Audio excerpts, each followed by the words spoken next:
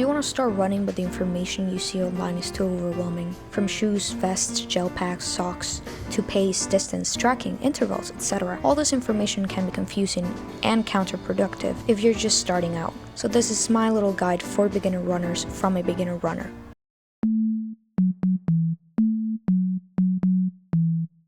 I like to do my weightlifting before I run because I feel less tired and can go close to failure and grow my muscles more efficiently. Also, strength training will help you with your runs, so don't forget to strengthen those legs, calves, hips, and don't forget upper body.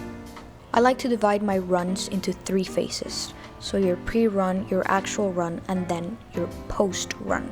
So for your pre-run, you want to focus on 3 things. So that's your clothing, your food, and then your stretches. Don't overcomplicate your clothes. Just don't wear cotton because you will get blisters in your feet and you will chafe in your arms and legs. Running shoes. You have probably seen a lot of videos recommending you to try on 1,000 different types of running shoes. Just wear the ones that you have, and if you've been running for more than 3 months, then maybe that's the time to go out and get some new shoes. And if you're a beginner like me, you don't need a vest or gel packs. We're not running long distances. We don't need to carry a lot of things. So a vest is not necessary. But if you want one, get one from Amazon. The second thing is to eat a carb-rich breakfast or meal to fuel your run. And the third thing you want to do for your pre-run is some dynamic stretches and warm-ups. So involving some movement in your stretches. Open your hips, loosen any stiffness, walk around. I like to include some knee exercises to reduce pain and prevent injuries because I know I am prone to knee injuries. Second phase, your actual run.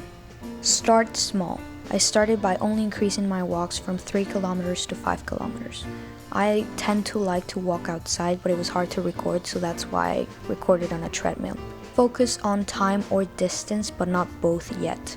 So if you want to walk for 3 kilometers, do it, but don't push yourself to do it under 20 minutes. Or if you want to walk for 30 minutes, don't force yourself to complete a 5K.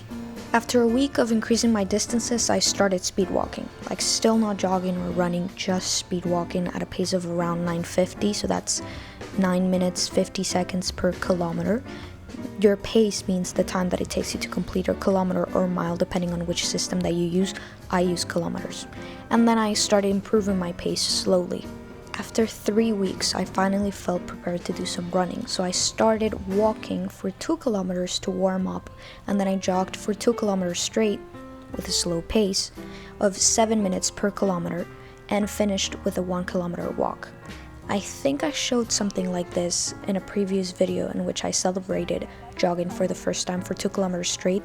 Yep, that was my first run.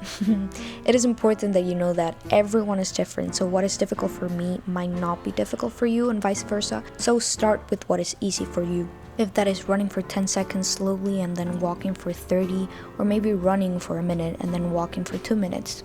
These are intervals. Whatever feels best for you is better than nothing. Your breathing is very important when you're running. What used to happen to me is that I felt out of breath before my legs even felt tired. I was breathing incorrectly and had sharp pain in my abdomen. So I stopped exhaling through my mouth and only breathed through my nose. This also kept me at a good pace because if I started to run faster, I would lose the rhythm in my breathing. If I'm being completely honest, I don't know shit about running form, so you should probably look into that if you're running fast or longer distances. Third phase, post-run. Congratulations, you have finished your first run. Now, what? Stretching. You should stretch after your runs or even your walks. It gets you into the habit of it and it prevents stiffness in your muscles, injuries, whatever. You can do normal stretches or even rolling your muscles with those thingies, I forget their names. Liquids. You just lost a lot of fluids and electrolytes, so remember to drink some salty water or just regular water and eat some salty food. And talking about eating, you need to eat in order for your body to recover from that run and prevent muscle loss. So eat a meal high in protein and carbs. And last but definitely not least, sleep. Your body recovers when you're sleeping, so try to aim for 8 to 9 hours of sleep minimum. minimum. I know it's hard, but it is so necessary. So those were the phases in which I break down my running routine, which I do not do every day. I would recommend for beginners to go on runs for 2 to 3 days a week at first, with 4 to 5 rest days.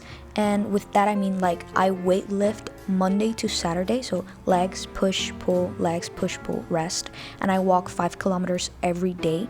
So I sprinkle my runs 3 times a week. My runs replace my walks. I don't walk and run 5 kilometers each, like, on the same day. I am not insane. And I try to improve my pace 5 to 10 seconds per week. Anything above that is going too hard for me and can injure my body and keep me from running for some time. So I try not to do that. So remember to take care of your body and go on a slow run today.